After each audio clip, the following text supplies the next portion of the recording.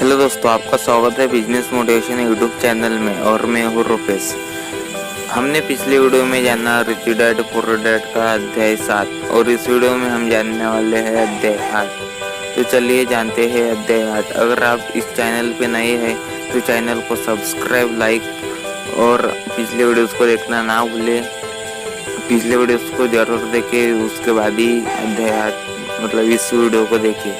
पिछले वीडियोस के link description box में दे दिए है, वहाँ से आपको लिंक मिल जाएंगे, वहाँ से वीडियोस को देखिए, उसके बाद इस वीडियो को देखिए।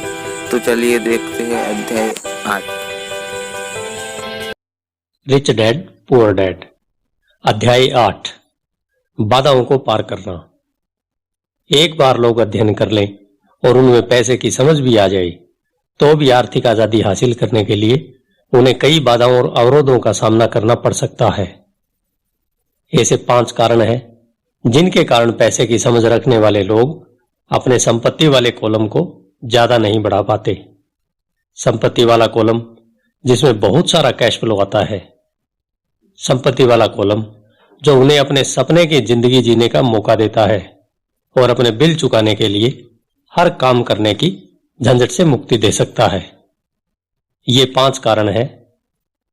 नंबर 1 डर, नंबर 2 सनकीपन, नंबर 3 आलस्य, नंबर 4 बुरी आदतें और नंबर 5 है जिद। पैसा खोने के डर से पार पाना। मैं कभी किसी ऐसे व्यक्ति से नहीं मिला जिसे पैसे का नुकसान अच्छा लगता हो, और मेरी जिंदगी में मैं कभी किसी अमीर आदमी से नहीं मिला जिसे पैसे का नुकसान न हुआ हो। परंतु मैं ऐसे बहुत से गरीब लोगों से जरूर मिला हूं जिन्होंने एक दमड़ी भी नहीं खोई है निवेश में।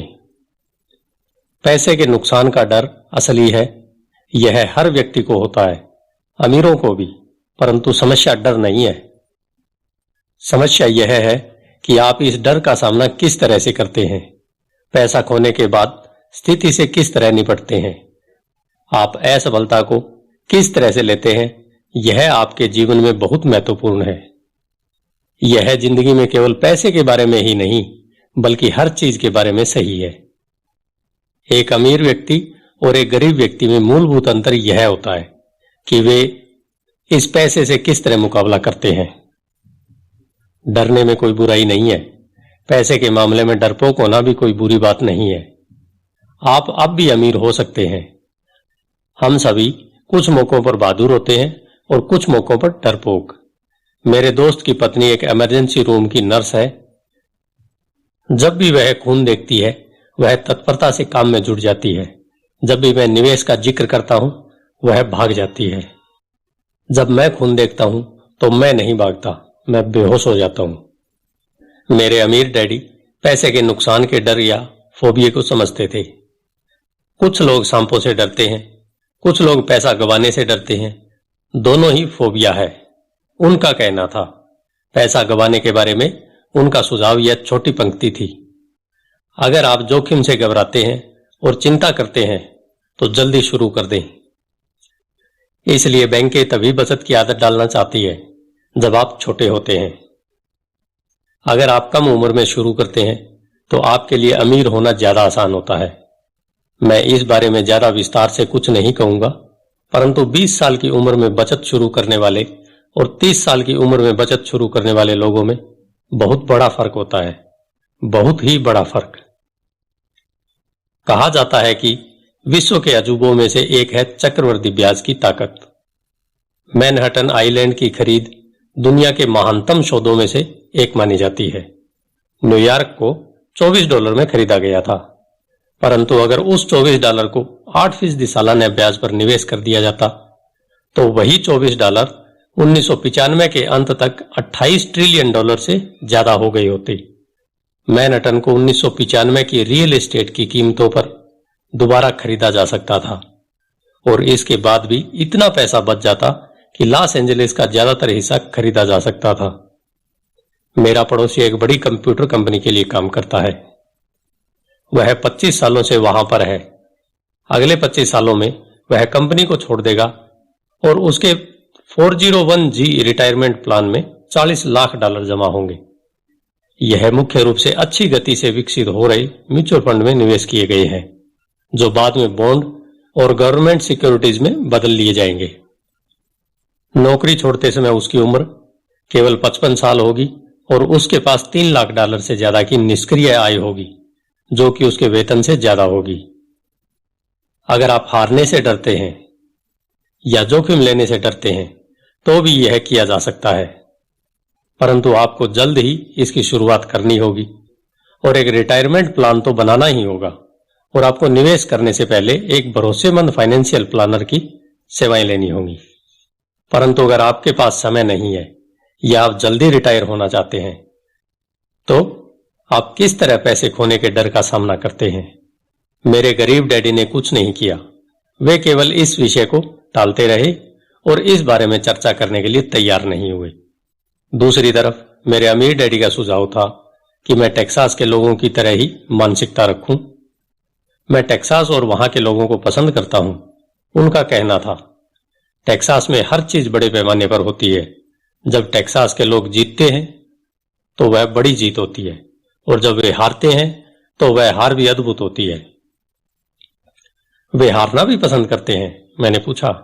मेरे कहने का यह मतलब नहीं है, कोई भी हारना पसंद नहीं करता। मुझे एक खुश हारा हुआ व्यक्ति दिखा दो और मैं तुम्हें बता दूंगा कि हार ऐसी होती है। अमीर डैडी ने कहा, मैं जोखिम, पुरस्कार और असफलता के बारे में टेक्सास के लोगों के नजरिए के बारे में बात कर रहा हूं। वे जिंदगी के बारे में इसी तरह से सोचते हैं। वे बड़े पैमाने पर जीते हैं। वे यहां के ज्यादातर लोगों की तरह नहीं जीते हैं, जो पैसे के मामले में बिल्कुल कॉकरोच की तरह होते हैं। जब कोई उन पर रोशनी डालता है तो कॉकरोच घबरा जाते हैं। जब किराने वाला उनकी चिल्लर में से चवन्नी कम कर देता है तो वे शोर मचाने लगते हैं। अमीर डैडी समझाते रहे, मुझे टेक्सास का नजरिया सबसे ज्यादा पसंद है। जब वे जीतते हैं तो उन्हें खुद पर गर्व होता है और जब वे हारते हैं तो वे शेखी बगाड़ते हैं। टेक्सास में एक कहावत है, अगर आपको दिवालिया होना है तो बड़े पैमाने पर हुआ जाए। आप डुप्लेक्स के लिए दिवालिया हो जाएं, इसकी शेखी नहीं बगाड़ी जा सकती। यहां पर ज्यादातर लोग हारने से इतना डरते हैं कि उनके लिए दिवालिया होने के लिए डुप्लेक्स भी नहीं होता। वे माइक और मुझे यह लगातार बताया करते थे कि आर्थिक असफलता का सबसे बड़ा कारण यह होता है कि लोग खेल को बहुत ज्यादा सुरक्षात्मक तरीके से खेलते हैं।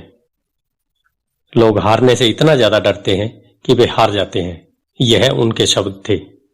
फ्रैंक टारकेंटन ने, जो एक वक्त का महान NFL क्वार्टरबैक था, इसी बात को दूसरी तरह से कहा है, जीतने का मतलब है हारने से न डरना। मेरी अपनी जिंदगी में मैंने यह पाया है कि जीत हमेशा हार के ठीक बाद आती है। जब मैंने आखिरकार मोटरसाइकिल चलाना सीखा तो इससे पहले मैं कई बार गिरा।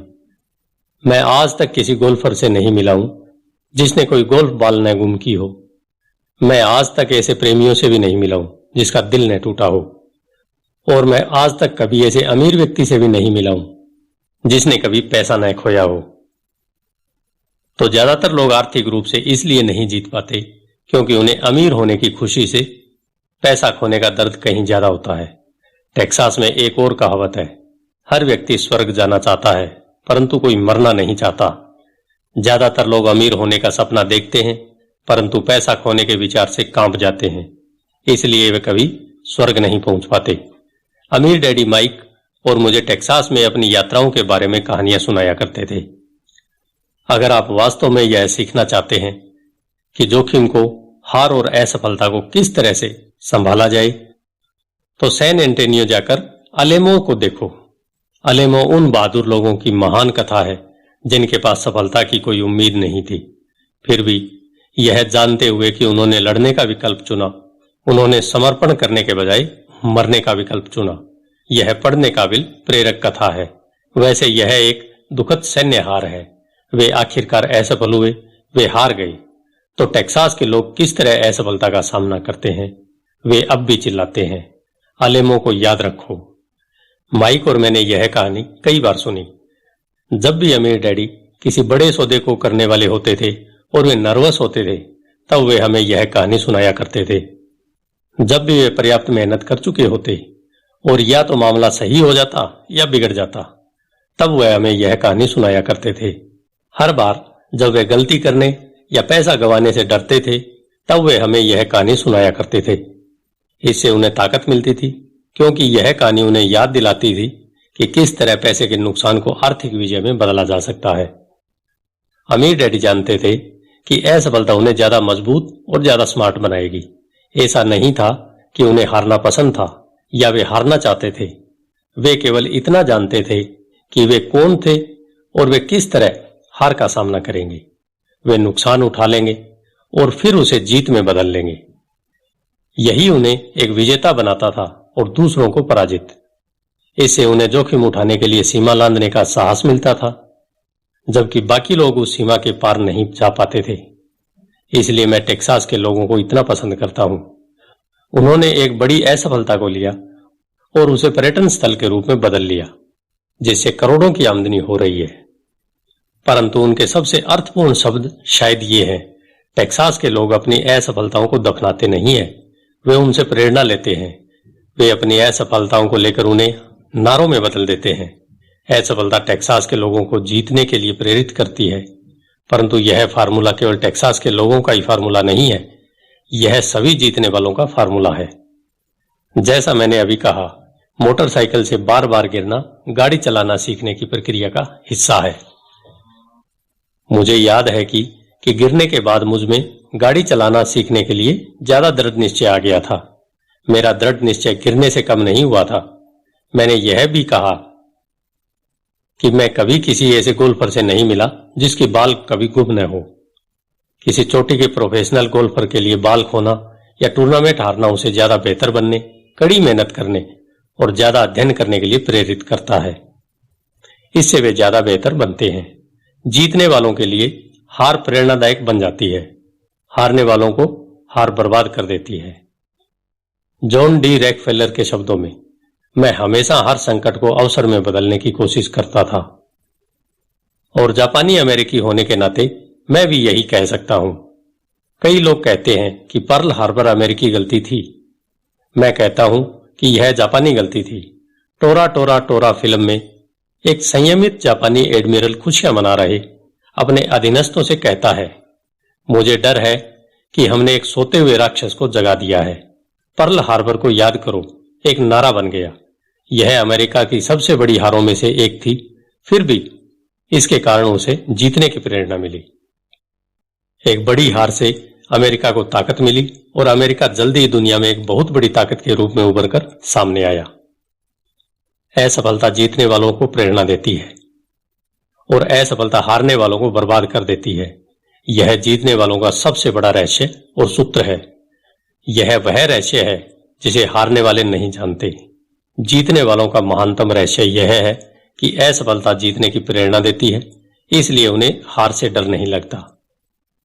मैं फ्रैंक टारकेंटन के शब्दों को एक बार फिर से दोहराना चाहता हूं। जीतने का मतलब है हार से नहीं डरना। फ्रैंक टारकेंटन जैसे लोग हारने से इसलिए नहीं डरते क्योंकि वे जानते हैं कि वे कौन हैं। वे हारने से नफरत करते हैं, इसलिए वे जानते हैं कि हार केवल उन्हें बेहतर बनाने के लिए प्रेरित कर सकती है। हारने से डरने और हारने से नफरत करने में बहुत बड़ा अंतर होता है। ज्यादातर लोग पैसा गंवाने से इतना डरते हैं कि वे हार जाते हैं। वे डुप्लेक्स के कारण ही दिवालिया हो जाते हैं। आर्थिक रूप से वे जीवन में बहुत ज्यादा सुरक्षात्मक खेल खेलते हैं और बहुत छोटे पैमाने पर खेलते हैं। वे बड़े घर और बड़ी कारें तो खरीद लेते हैं, परंतु वे बड़े निवेश नहीं करते। वह प्रमुख कारण जिसके कारण 90% अमेरिकी जनता पैसे के लिए संघर्ष करती है, यह है कि वे हार से बचने के लिए खेलते हैं, वे जीतने के लिए नहीं खेलते। वे अपने फाइनेंशियल प्लानर या अकाउंटेंट्स या स्टॉक ब्रोकर्स के पास जाते हैं और एक संतुलित पोर्टफोलियो खरीद लेते हैं। ज्यादातर के पास सीडी, कम आमदनी वाले बॉन्ड, म्यूचुअल फंड और बहुत कम स्टॉक में बहुत सा नकद जमा होता है। यह एक सुरक्षित और समझदारीपूर्ण पोर्टफोलियो होता है, परंतु यह जीतने वाला पोर्टफोलियो नहीं होता। यह उस व्यक्ति का पोर्टफोलियो होता है जो हार से बचने के लिए खेल रहा है। मुझे गलत मत समझिए, शायद यह 70% जनसंख्या से बेहतर पोर्टफोलियो होता है और यह भयानक है, क्योंकि पोर्टफोलियो न होने से बेहतर है सुरक्षित पोर्टफोलियो होना। यह किसी ऐसे व्यक्ति के लिए बहुत बढ़िया पोर्टफोलियो होता है जो सुरक्षा को पसंद करता है, परंतु सुरक्षित खेल खेलने और संतुलित निवेश पोर्टफोलियो वह बेहतर तरीका नहीं है जिससे सफल निवेशक अपना खेल खेलते हैं। अगर आपके पास कम पूंजी है और आप अमीर होना चाहते हैं तो पहले तो केंद्रित हो जाएं, संतुलित नहीं। अगर आप किसी सफल व्यक्ति को देखेंगे तो शुरुआत में वे संतुलित नहीं होते। संतुलित लोग कहीं नहीं जा पाते, वे एक ही जगह पर बने रहते हैं। प्रगति करने के लिए आपको पहले असंतुलित होना पड़ता है। इसे देखने के लिए आप अपने चलने की प्रगति को देखें। थॉमस एडिसन संतुलित नहीं थे, वे केंद्रित थे। बिल गेट्स संतुलित नहीं थे, वे केंद्रित थे। डोनाल्ड ट्रंप केंद्रित थे। जॉर्ज सोरोस केंद्रित थे। जॉर्ज पैटन ने अपने टैंकों को फैलाया नहीं, उन्होंने उन्हें केंद्रित किया और जर्मन पंक्ति के कमजोर ठिकानों को उड़ा डाला। फ्रांसीसियों ने मैजिनोट लाइन में अपने सैन्य बल को फैलाया था और आप जानते हैं कि उनके साथ क्या हादसा हुआ था। अगर आप में अमीर होने की इच्छा है तो आप केंद्रित कर लें। अपने बहुत से अंडों को केवल कुछ बास्केट्स में रख लें। वह न करें जो अमीर और मध्यम वर्गीय लोग करते हैं, वे बहुत कम अंडों को बहुत सी बास्केट में रखते हैं। अगर आप हार से नफरत करते हैं तो सुरक्षित खेलें। अगर हारने से आप कमजोर हो जाते हैं तो सुरक्षित खेलें। संतुलित निवेश का रास्ता चुनें। अगर आपकी उम्र 25 साल से ज्यादा है और आप जोखिम उठाने से डरते हैं तो बदले नहीं। सुरक्षित खेलें, परंतु इसकी शुरुआत जल्द करें। अपने अगले अंडे को जल्दी इकट्ठा करना शुरू कर दें क्योंकि इसमें समय लगेगा। परंतु अगर आपके पास आजादी के सपने हैं, चूहा दौड़ से बाहर निकलने का इरादा है, तो आपको खुद से यह सवाल पूछना चाहिए, मैं किस तरह असफलता का सामना करूंगा। अगर असफलता से आपको जीतने की प्रेरणा मिलती है तो शायद आपको कोशिश करना चाहिए, परंतु केवल शायद। अगर असफलता आपको कमजोर बना देती है या आप पर मानसिक तनाव डालती है, उस बिगड़े नवाब की तरह जो हर बार कोई चीज गलत होने पर मुकदमा दायर करने के लिए वकील को ढूंढता है, तो सुरक्षित ही खेलें। अपने दिन की नौकरी को बनाए रखें। बॉन्ड या म्यूचुअल फंड खरीदें, परंतु याद रखें कि इनमें भी खतरा होता है, हालांकि तुलनात्मक रूप से वे ज्यादा सुरक्षित होते हैं। मैं यह सब इसलिए कह रहा हूं और टेक्सास तथा फ्रैंक टारकेंटन का जिक्र कर रहा हूं क्योंकि संपत्ति वाले कॉलम को बढ़ाना आसान है। यह एक कम बुद्धि का खेल है, इसमें बहुत ज्यादा शिक्षा की जरूरत नहीं है। 5वीं कक्षा का गणित का विद्यार्थी भी यह कर सकता है, परंतु संपत्ति वाले कॉलम को तेजी से बढ़ाना बहुत ज्यादा बुद्धि का खेल है। इसमें हिम्मत, धीरज और असफलता झेलने की ताकत की जरूरत है। हारने वाले असफलता से बचते हैं, जबकि असफलता हार को जीत में भी बदल सकती है। अलेमों को याद रखिए। कारण नंबर 2, सनकीपन से पार पाना। आसमान गिर रहा है, आसमान गिर रहा है। हम में से ज्यादातर लोग उस छोटे मुर्गे की कहानी जानते हैं जो आसमान गिरने की चेतावनी देता हुआ अपने दड़बे में दौड़ रहा था। हम इस तरह के बहुत से लोगों को जानते हैं, परंतु हम सबके भीतर भी एक ऐसा ही छोटा मुर्गा होता है। और मैंने जैसे पहले ही कहा है, सनकी व्यक्ति दरअसल छोटे मुर्गे की तरह नहीं है। हम सभी में एक छोटा मुर्गा होता है जो तब उभर कर सामने आता है जब हमारे विचारों पर डर और शंका हावी हो जाती है। हम सभी के मन में शंकाएं होती है, मैं स्मार्ट नहीं हूं, मैं पर्याप्त अच्छा नहीं हूं, अमुक व्यक्ति मुझसे बेहतर है। हमारी शंकाएं अक्सर हमें निष्क्रिय कर देती हैं। हम क्या होगा वाला खेल खेलते हैं। क्या होगा अगर मेरे निवेश के बाद अर्थव्यवस्था धराशायी हो जाए, या क्या होगा अगर मेरा नियंत्रण खो जाए और मैं पैसा वापस न चुका सकूं। क्या होगा अगर घटनाएं मेरी योजना के हिसाब से न हो, या हमारे कई ऐसे दोस्त या प्रियजन भी हो सकते हैं जो हमें अपनी कमजोरियों को याद दिला दे, चाहे हमने उनकी सलाह मांगी या न मांगी हो। वे अक्सर कहते हैं, तुम्हें ऐसा क्यों लगता है कि तुम यह कर सकते हो, या अगर यह इतना ही बढ़िया होता तो हर कोई ऐसा क्यों नहीं कर रहा है, या यह कभी सफल हो ही नहीं सकता। तुम्हें पता ही नहीं है कि तुम किस बारे में बात कर रहे हो। शंका के ये तीर कई बार इतने तीखे होते हैं कि हम काम करना चालू ही नहीं कर पाते। हमारे दिल में डर बैठ जाता है। कई बार हम सो भी नहीं पाते।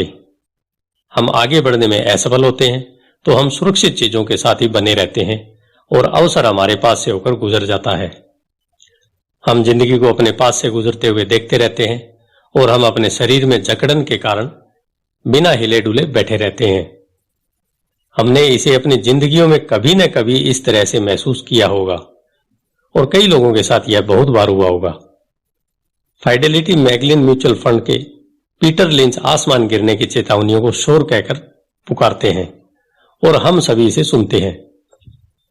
शोर या तो हमारे दिमाग में सुनाई देता है या फिर यह बाहर से आता है, प्राय दोस्तों से, परिवारों से, सहकर्मियों से और मीडिया से। लिंच 1950 के दशक के दौरान का एक अनुभव बताते हैं, जब परमाणु युद्ध का खतरा समाचार पत्रों में इतना ज्यादा प्रचारित किया गया था कि लोगों ने फॉल आउट शेल्टर बना लिए थे और अनाज पानी इकट्ठा करना चालू कर दिया था। अगर उन्होंने फॉल आउट शेल्टर बनाने के बजाय इस पैसे को समझदारीपूर्वक बाजार में निवेश कर दिया होता तो शायद आज वे आर्थिक रूप से आजाद होते। जब कुछ साल पहले लॉस एंजलिस में दंगे भड़के तो सारे देश में बंदूकों की बिक्री बढ़ गई। वाशिंगटन राज्य में एक व्यक्ति हैमबर्ग के मांस के कारण मर जाता है और एरिजोना हेल्थ डिपार्टमेंट सभी रेस्तराओं को आदेश देता है कि बीफ को अच्छी तरह से पकाया जाए। एक दवाई की कंपनी राष्ट्रीय टीवी विज्ञापन में लोगों को सर्दी होते हुए दिखाती है। विज्ञापन फरवरी में दिखाया जाता है। सर्दी से ग्रस्त होने वालों की संख्या बढ़ जाती है और उस दवा की बिक्री भी। ज्यादातर लोग गरीब होते हैं क्योंकि जब निवेश की बात आती है तो संसार में ऐसे छोटे मुर्गों की संख्या बहुत है जो यह चिल्लाते हुए घूम रहे हैं, आसमान गिर रहा है, आसमान गिर रहा है। और छोटे मुर्गे इसलिए प्रभावी होते हैं क्योंकि हम सभी के अंदर एक छोटा मुर्गा होता है। विनाश की अफवाहों और बुरे समय की कल्पना से आपके मन में शंका और डर पैदा न हो। इसमें बहुत ज्यादा बहादुरी की जरूरत होती है। 1992 में मेरा रिचर्ड नाम का दोस्त मुझसे मिलने फिनिक्स आया। वह स्टॉक और रियल एस्टेट में हमारे द्वारा किए काम से बहुत प्रभावित था। फिनिक्स में रियल एस्टेट की कीमतों में मंदी चल रही थी। हमने उसके साथ 2 दिन गुजारे और उसे बताया कि कैश फ्लो और पूंजी बढ़ाने के बहुत बढ़िया मौके हैं। मेरी पत्नी और मैं रियल एस्टेट में एजेंट नहीं है, हम विशुद्ध निवेशक हैं। एक रिजॉर्ट कम्युनिटी में एक यूनिट तय करने के बाद हमने एक एजेंट से बात की जिसने उस दोपहर को उस यूनिट को बेच दिया। 2 बेडरूम के लिए उस घर की कीमत केवल $42,000 थी। इसी तरह के यूनिट उस समय 65,000 में बिक रहे थे। उसे यह बहुत फायदे का सौदा लगा। रोमांचित होकर उसने इसे खरीद लिया और बोस्टन लौट गया। 2 सप्ताह बाद एजेंट ने हमें फोन किया कि हमारा दोस्त पीछे हट गया है। मैंने तत्काल उसे फोन करके इसका कारण पता किया। उसने इतना ही कहा। उसने इस विषय पर अपने पड़ोसी से चर्चा की थी और उसके पड़ोसी ने उससे कहा था कि यह एक बुरा सौदा था क्योंकि वह ज्यादा महंगे में खरीद रहा था। मैंने रिचर्ड से पूछा कि क्या उसका पड़ोसी निवेशक है? रिचर्ड ने कहा नहीं। फिर मैंने उससे पूछा कि उसने उसकी सलाह क्यों मानी, तो रिचर्ड सुरक्षात्मक हो गया और उसने बस यही कहा कि वह बढ़िया जांच पड़ताल करता रहता है। फिनिक्स में रियल एस्टेट बाजार के दिन पलटे और 1994 में उस छोटे से यूनिट के $1,000 प्रति माह किराया मिल रहा था। जाड़े के पीक सीजन में $2,500 प्रति माह। 1995 में यूनिट की कीमत बढ़कर $95,000 हो गई थी। रिचर्ड को इतना ही करना था कि वह शुरुआत में $5,000 चुका दे और चूहादौड़ से बाहर निकलने की प्रक्रिया शुरू हो जाती। आज तक वह कुछ नहीं कर पाया और फिनिक्स के सौदे जैसे मौके अब भी मौजूद हैं, बस आपको उन्हें कुछ ज्यादा गौर से देखना पड़ेगा। रिचर्ड के पीछे हटने से मुझे ताज्जुब नहीं हुआ था। इसे खरीदार का पछतावा कहा जाता है और यह हम सबको प्रभावित करता है। यही शंकाएं हमें ले डूबती हैं। छोटा मुर्गा जीत जाता है और हम आजादी का मौका गंवा देते हैं।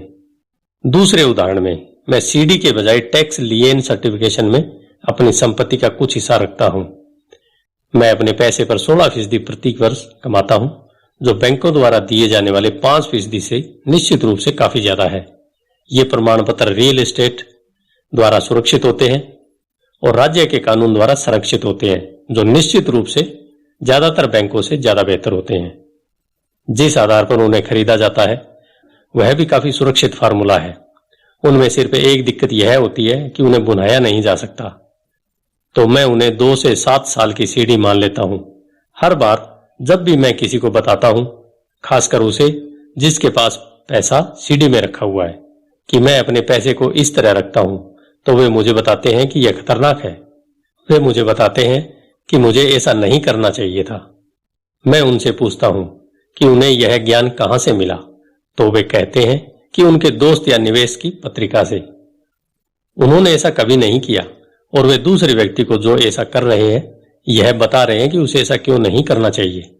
मैं जिस सबसे कम आमदनी की उम्मीद करता हूं वह 16% होती है, परंतु जिन लोगों के मन में शंका होती है वे केवल 5% से ही संतुष्ट हो जाते हैं। शंका बहुत महंगी साबित होती है। मेरा मानना है कि यही संदेह और सनकीपन ज्यादातर लोगों को गरीब बनाए रखता है और उनसे सुरक्षित खेल खिलवाता है। असली दुनिया इंतजार कर रही है कि आप अमीर बने, केवल आपके संदेह ही आपको गरीब बनाए हुए हैं। जैसा मैंने कहा, चूहा दौड़ से बाहर निकलना तकनीकी रूप से आसान है, इसमें ज्यादा शिक्षा की जरूरत नहीं होती, परंतु इन सौदों के कारण ज्यादातर लोग इससे बाहर नहीं निकल पाते। शंकालु लोग कभी नहीं जीत पाते। अमीर डैडी का कहना था, शंका और डर के कारण व्यक्ति संदेहवादी बन जाता है। शंकालु व्यक्ति आलोचना करते हैं जबकि जीतने वाले लोग विश्लेषण करते हैं। यह उनकी एक और पसंदीदा कहावत थी। अमीर डैडी ने यह स्पष्ट किया कि आलोचना से दिमाग बंद जाता है जबकि विश्लेषण से आंखें खुल जाती हैं। विश्लेषण से जीतने वाले यह देख सकते हैं कि आलोचक अंधे हैं और वे उन मौकों को भी देख सकते हैं जो और किसी को नहीं दिख रहे हैं, और दूसरे लोग जिन मौकों को नहीं देख पाते हैं उन्हें देखने की क्षमता किसी भी तरह की सफलता की कुंजी है। जो लोग पैसे की आजादी ढूंढ रहे हैं उनके लिए रियल एस्टेट निवेश का एक दमदार तरीका है। यह निवेश का एक अद्भुत तरीका है, परंतु जब भी मैं रियल एस्टेट का जिक्र करता हूं तो मुझे यह सुनने को मिलता है, मैं टॉयलेट नहीं सुधारना चाहता। इसी को पीटर लिंच शोर कहते हैं। इसी को मेरे अमीर डैडी शंकालु लोगों के बहाने कहते हैं। ऐसे लोग जो केवल आलोचना करते हैं, विश्लेषण नहीं करते। ऐसे लोग जिनके दिमाग पर उनकी शंकाओं और डरों का पर्दा पड़ा रहता है, वे अपनी आंखें नहीं खोलते। तो जब कोई कहता है मैं टॉयलेट नहीं सुधारना चाहता, तो मैं जवाब देता हूं, आपको ऐसा क्यों लगता है कि मैं यह करना चाहता हूं? वे यह कह रहे हैं कि जो उन्हें चाहिए टॉयलेट उससे ज्यादा महत्वपूर्ण है। मैं चूहा दौड़ से बाहर निकलने की आजादी के बारे में बात करता हूं और उनका पूरा ध्यान टॉयलेट पर लगा रहता है। इसी तरह के विचार ज्यादातर लोगों को गरीब बनाए रखते हैं। वे विश्लेषण करने के बजाय आलोचना करते हैं। मैं नहीं करना चाहता। आपकी सफलता की कुंजी को अपने अंदर समाये रहते हैं, अमीर डैडी का कहना था। चूंकि मैं भी टॉयलेट ठीक करने में ज्यादा रुचि नहीं रखता, इसलिए मैं एक प्रॉपर्टी मैनेजर की तलाश कर लेता हूं जो टॉयलेट ठीक करने का ध्यान रखता है। घरों या अपार्टमेंट को चलाने के लिए एक बढ़िया प्रॉपर्टी मैनेजर को ढूंढने के बाद मेरा कैश फ्लो बढ़ जाता है। परंतु इससे भी ज्यादा महत्वपूर्ण यह है कि एक बढ़िया प्रॉपर्टी मैनेजर मुझे और ज्यादा रियल एस्टेट खरीदने का मौका देता है, क्योंकि मुझे टॉयलेट का ध्यान नहीं रखना पड़ता। एक बढ़िया प्रॉपर्टी मैनेजर रियल एस्टेट में सफलता की कुंजी है। मेरे लिए रियल एस्टेट से भी ज्यादा महत्वपूर्ण है एक अच्छा मैनेजर खोजना। प्राय किसी बढ़िया प्रॉपर्टी मैनेजर को अच्छे सौदे के बारे में पहले से पता चल जाता है, जबकि रियल एस्टेट एजेंट को बाद में पता चलता है, जिसके कारण वे और भी ज्यादा मूल्यवान हो जाते हैं। मैं नहीं करना चाहता को सफलता की कुंजी कहने के पीछे अमीर डैडी का यही मतलब था। चूंकि मैं भी टॉयलेट ठीक नहीं करना चाहता, इसलिए मैंने यह विचार किया कि किस तरह ज्यादा रियल एस्टेट खरीदी जाए और चूहा दौड़ से बाहर निकलने की प्रक्रिया तेज की जाए। जो लोग यह कहना जारी रखते हैं मैं टॉयलेट नहीं सुधारना चाहता, वे अक्सर इस सशक्त निवेश माध्यम से खुद को वंचित रखते हैं। उनके लिए टॉयलेट उनकी आजादी से ज्यादा महत्वपूर्ण होता है। स्टॉक मार्केट में मैं अक्सर लोगों को यह कहते हुए सुनता हूं, मैं अपने पैसे नहीं गंवाना चाहता। उन्हें ऐसा क्यों लगता है कि मैं या कोई व्यक्ति पैसे गंवाना पसंद करते हैं? वे सिर्फ इसलिए पैसा नहीं बना पाते क्योंकि वे पैसा गंवाने के लिए तैयार नहीं होते। विश्लेषण करने के बजाय वे एक और सशक्त निवेश के माध्यम यानी स्टॉक मार्केट की तरफ से अपने दिमाग को बंद कर लेते हैं। दिसंबर 1996 में मैं अपने एक दोस्त के साथ नजदीकी गैस स्टेशन के पास से गुजर रहा था। उसने देखा और अनुमान लगाया कि तेल की कीमतें बढ़ जाएंगी। मेरा दोस्त बहुत चिंता करता रहता है, यह छोटा मुर्गा है, उसके हिसाब से आसमान हमेशा गिरने वाला होता है और अक्सर आसमान उसी के सिर पर गिरता है। जब हम घर पहुंचे तो उसने मुझे वे तमाम आंकड़े बताए जो अगले कुछ सालों में तेल की कीमतें क्यों बढ़ेंगी। ये आंकड़े मुझे पहले पता नहीं थे, हालांकि मैंने वर्तमान ऑयल कंपनी में बहुत से शेयर खरीदे थे। उस सूचना के आधार पर मैंने तत्काल एक नई ऑयल कंपनी की खोज शुरू कर दी, जिसे उसके वास्तविक मूल्य से कम आंका गया हो। मुझे ऐसी ऑयल कंपनी मिल गई जो तेल के कुछ भंडारों को खोजने वाली थी। मेरा ब्रोकर इस नई कंपनी को लेकर खासा रोमांचित हो गया और मैंने 65 सेंट प्रति शेयर की दर से 15,000 शेयर खरीद लिए। फरवरी 1997 में मैं उसी दोस्त के साथ उसी गैस स्टेशन के पास से गुजर रहा था और कीमत प्रति गैलन 15% बढ़ चुकी थी। एक बार फिर छोटा मुर्गा चिंता करने लगा और शिकायत करने लगा। मैं मुस्कुराया क्योंकि जनवरी 1997 में उस छोटी ऑयल कंपनी ने तेल खोज लिया था और वह 15,000 शेयर अब बढ़कर $3 प्रति शेयर हो गए थे और मेरे दोस्त के अनुसार गैस की कीमतें लगातार बढ़ती रही। विश्लेषण करने के बजाय ये छोटे मुर्गे अपने दिमाग को बंद कर लेते हैं। अगर ज्यादातर लोग यह समझ लें कि स्टॉक मार्केट निवेश में स्टॉप किस तरह काम करते हैं, तो ज्यादातर लोग हार से बचने के बारे में अपना ध्यान नहीं लगाएंगे और जीतने के लिए निवेश करेंगे। स्टॉप एक कंप्यूटर निर्देश है जो भाव गिरने पर आपके शेयर को अपने आप बेच देता है ताकि आपका कम से कम नुकसान हो और आपको ज्यादा से ज्यादा फायदा मिल सके। जो लोग हारने से घबराते हैं उनके लिए यह एक बहुत अच्छा तरीका है। तो जब भी मैं लोगों को मैं नहीं चाहता पर ध्यान केंद्रित करते हुए देखता हूं और वे क्या चाहते हैं इस पर ध्यान केंद्रित करते हुए नहीं देखता हूं, तो मैं समझ लेता हूं कि उनके दिमाग में शोर की आवाज बहुत तेज होगी। छोटा मुर्गा उनके दिमाग पर हावी होगा, तभी वे चीख रहे हैं। आसमान गिर रहा है और टॉयलेट टूट रहे हैं, इसलिए वे अपनी अनचाही चीजों से बचते हैं, परंतु वे इसकी भारी कीमत चुकाते हैं। वे जिंदगी से जो चाहते हैं वह शायद उन्हें कभी न मिल पाए। अमीर डैडी ने मुझे छोटे मुर्गे को देखने का एक तरीका सुझाया। वही करो जो कर्नल सैंडर्स ने किया था। 66 साल की उम्र में उनका व्यवसाय चौपट हो गया था और वे अपनी सोशल सिक्योरिटी के चेक पर गुजर बसर कर रहे थे। इतना ही नहीं, वे फ्राइड चिकन की अपनी रेसिपी के साथ पूरे देश में इसे बेचने की कोशिश कर रहे थे। किसी के हाँ कहने से पहले इस रेसिपी के लिए 1009 बार नहीं कहा गया और वे उस उम्र में करोड़पति बने जिस उम्र में लोग काम छोड़कर आराम करना चाहते हैं। वे एक बहादुर और जिद्दी व्यक्ति थे। अमीर डैडी हार्ले सैंडर्स के बारे में कहा करते थे, जब भी आप शंका में हो और थोड़े डरे हुए हो तो वही करें जो कर्नल सैंडर्स ने अपने छोटे मुर्गे के साथ किया, उसे फ्राई कर लें। कारण नंबर 3, आलस्य। व्यस्त लोग अक्सर बहुत आलसी होते हैं। हम सभी ने उस व्यवसायी की कहानी पढ़ी है जो पैसे कमाने के लिए कड़ी मेहनत करता है। वह अपनी पत्नी और बच्चों की सुख सुविधा के लिए काफी मेहनत करता है। वह ऑफिस में बहुत देर तक काम करता है और सप्ताहांत में भी ऑफिस में काम को घर ले आता है। एक दिन जब वह घर लौटता है तो उसे घर सूना मिलता है। उसकी पत्नी अपने बच्चों के साथ घर छोड़कर चली जाती है।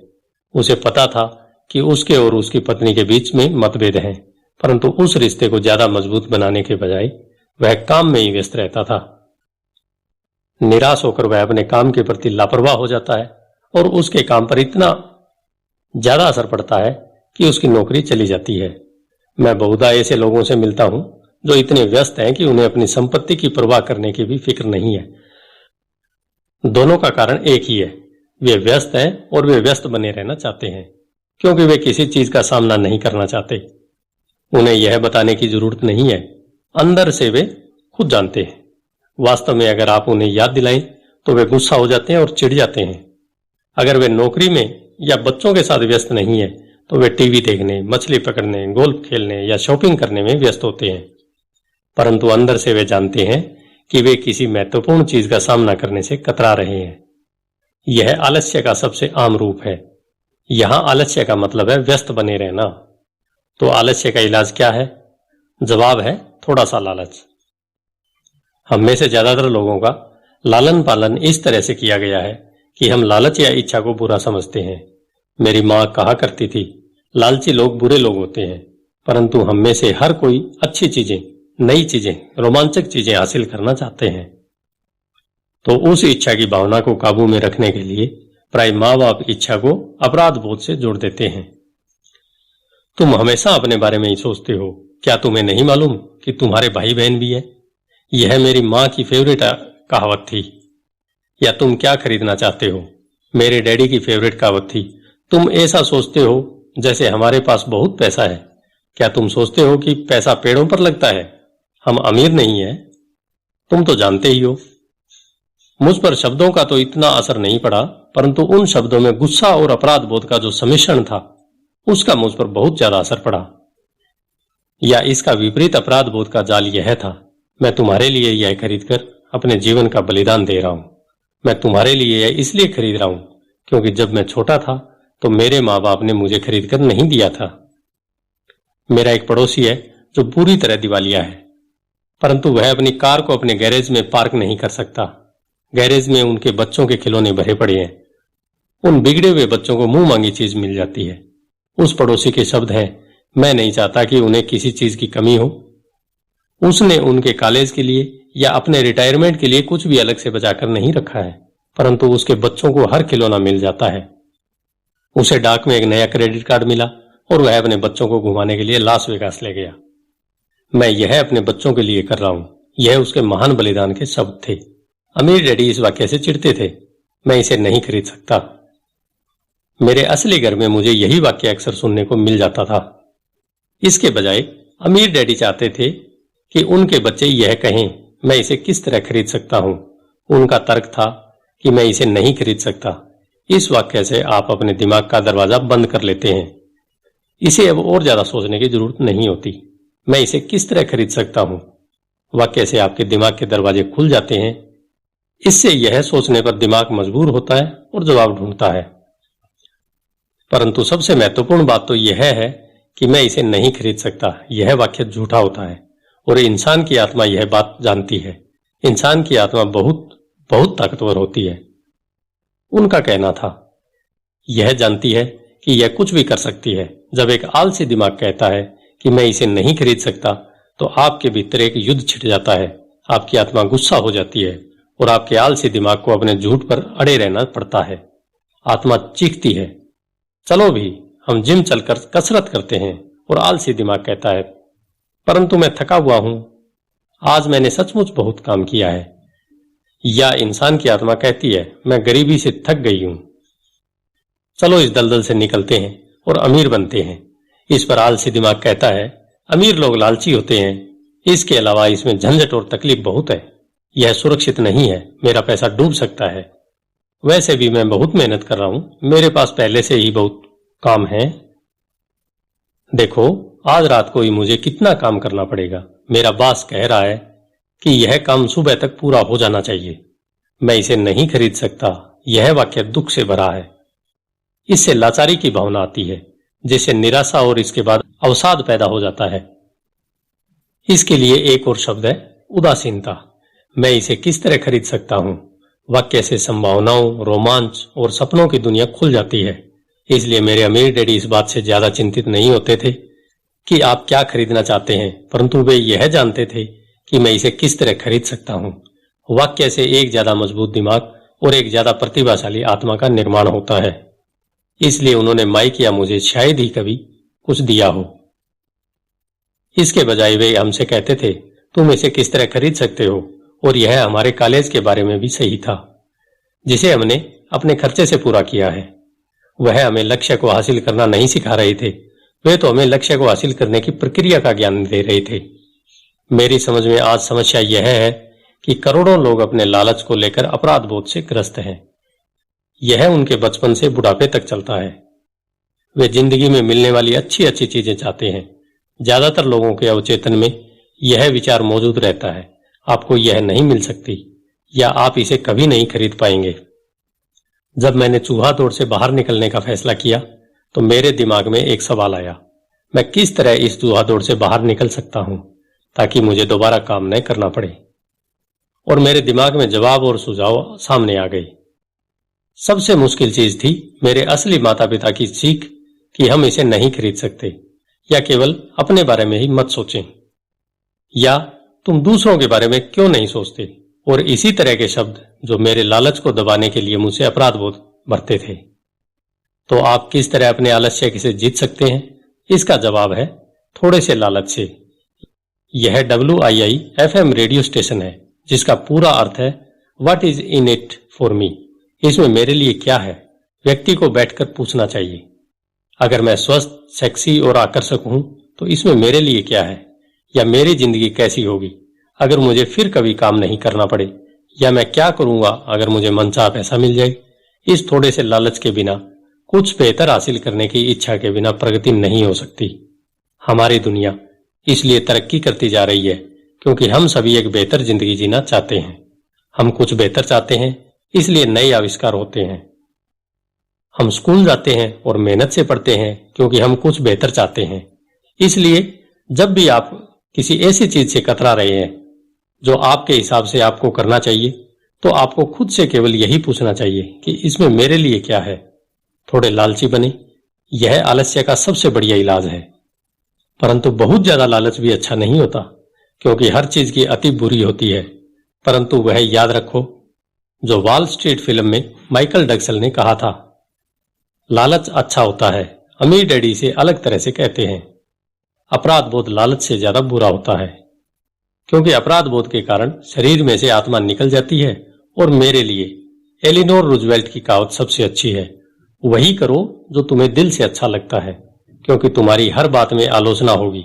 अगर तुम कोई काम करोगे तो भी तुम्हारी आलोचना होगी, और तुम कोई काम नहीं करोगे तो भी तुम्हारी आलोचना तो होगी ही। कारण नंबर 4, आदतें। हमारी जिंदगी पर हमारी शिक्षा से ज्यादा असर हमारी आदतों का पड़ता है। आर्नोल्ड श्वार्ज़नेगर की फिल्म कानन देखने के बाद मेरे एक दोस्त ने कहा, मैं चाहता हूं कि मेरा शरीर श्वार्ज़नेगर जैसा हो। ज्यादातर साथियों ने सहमति में सिर हिला दिया। मैंने तो यह सुना है कि एक समय वह वास्तव में दुबला और कमजोर सा था। दूसरे मित्र ने जोड़ा, हाँ मैंने भी सुना है। एक और दोस्त ने कहा, मैंने सुना है कि वह हर रोज जिम जाता है और उसने वहां कसरत करने की आदत डाल ली। हाँ मुझे भी लगता है वह ऐसा करता होगा। समूह के शंकालु व्यक्ति ने कहा, मुझे तो लगता है कि वह इसी तरह पैदा हुआ होगा। इसके अलावा हम आर्नोल्ड की बातें ही क्यों कर रहे हैं, चलो बियर पिएं। यह एक उदाहरण है कि किस तरह से आदतें व्यवहार को नियंत्रित करती है। मुझे याद है कि मैंने एक बार अपने अमीर डैडी से अमीर लोगों की आदतों के बारे में पूछा था। सीधे जवाब देने के बजाय वे चाहते थे कि इसे मैं उदाहरण से सीखूं। अमीर डैडी ने पूछा, तुम्हारे डैडी अपने बिल कब चुकाते हैं? मैंने कहा, हर महीने की पहली तारीख को। क्या उनके पास कुछ बाकी बचता है? उन्होंने पूछा। थोड़ा बहुत, मैंने कहा। यही वह खास कारण है जिसके कारण उन्हें संघर्ष करना पड़ता है। और अमीर डैडी ने कहा, उनकी आदतें बुरी हैं। तुम्हारे डैडी सबको पहले पैसे देते हैं, वह खुद को सबसे आखिर में पैसे देते हैं, और ऐसा भी तभी करते हैं जब उनके पास कुछ बचा होता है।